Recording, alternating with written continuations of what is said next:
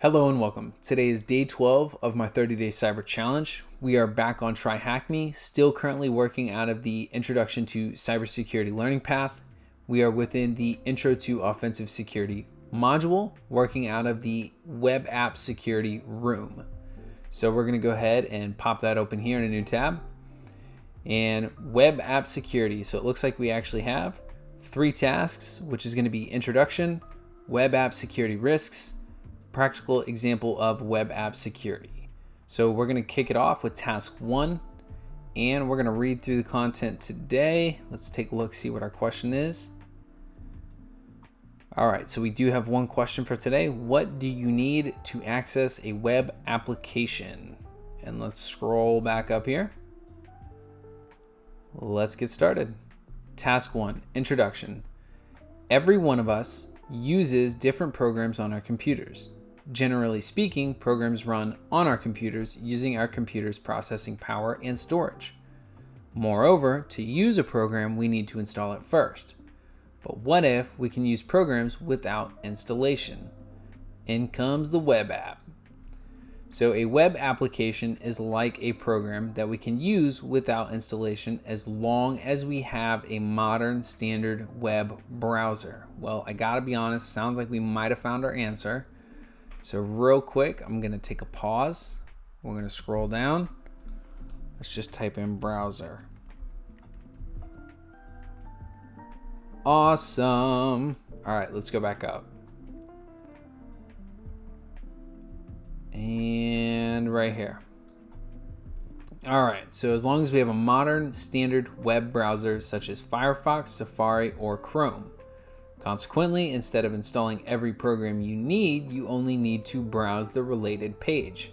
The following are some examples of web apps. So webmail, such as Tutanota, never heard of it, Proton Mail, Outlook, and Gmail. Online office suites, such as Microsoft Office 365, Google Drive, and Zoho Office. And online shopping, such as Amazon and Etsy.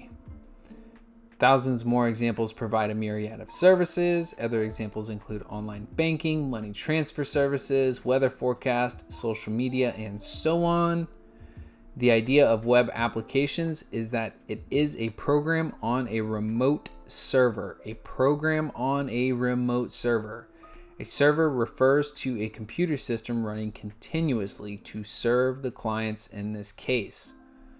The server will run a specific type of program that can be accessed by web browsers. So that seems pretty much the most vital piece. The idea of a web application is that it is a program running on a remote server. Okay. Consider an online shopping application. The web app will read the data about the products and their details from a database server. A database is used to store information in an organized way. Fair enough. Examples include information about products, customers, and invoices. A database server is responsible for many functions, including reading, searching, and writing to the database.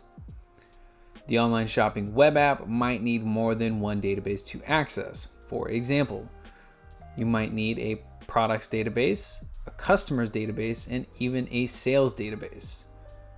So for products, this database contains details about the products such as names, images, specs, and price. For customers, it may contain all the details related to the customer: name, address, email, and phone number. Sales database, we expect to see what each customer has purchased and how they've paid for their transaction. So we can already see the amount of information stored in an online shopping system. Oof, yeah, it would be quite a bit. Suppose an attacker manages to exploit or hack the web app and steal the customer's database. Ooh, that would suck. In that case, this will lead to a significant loss of company revenue and customers. Fair enough. The image below shows searching for an item in an online shopping site. In the simplest version, the search will take 4 steps. So let's just take a look first and then read through the steps. So we can see step 1, item search, and running through our web app, which appears to be our server here. It's going to run through the database, found our results, returns, or it's going to look through customers, return, sales, return, send back results. Fair enough. Okay. So step 1, the user enters an item or related keywords in the search field. The web browser sends the search keywords to the online shopping app. Fair enough. The web app queries or searches the products database and the submitted keywords. Okay. And 3, the product database returns the search results matching the provided keywords to the web app. Fair enough. Number 4, the web application formats the results as a friendly web page and returns them to a user. Okay. So it just makes it very pretty and user-friendly for us.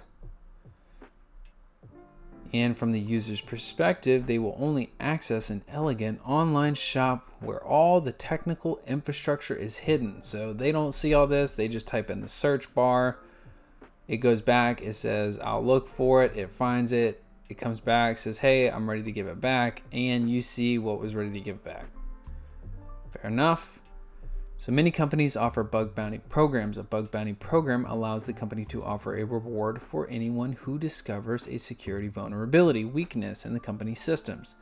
The main condition is that the found vulnerability is within the bug bounty scope and rules. Among many others, Google, Microsoft, and Facebook have bug bounty programs. Discovering a bug can earn you from a few hundred to a few $1,000, depending on the severity of the vulnerability and or weakness discovered. Awesome. That actually sounds like it would be kind of fun. All right, so we are done with task 1, which means we are also done with day 12. So we will start day 13 tomorrow. Task 2, web app security risks.